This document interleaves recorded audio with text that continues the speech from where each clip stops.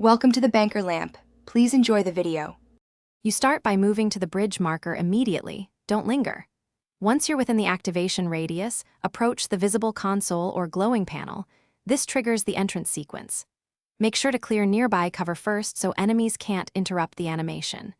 You want a short, safe window for the load-in. Keep a teammate watching flanks.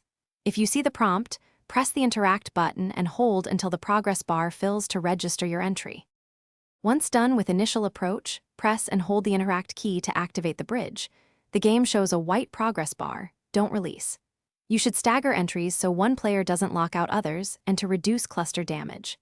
If enemies are nearby, toss a smoke or stun just before the last half second to obscure vision and prevent headshots. Make sure a teammate covers your right or rear. The animation leaves you briefly immobile and exposed to flanking fire. After the animation starts, remain still until the transit finishes. Moving or firing often cancels the sequence. If the bridge fails to activate, step back 1 to 2 meters and attempt the interact again. This clears minor collision glitches. If teammates can't enter, have one respawn nearby and reinitiate.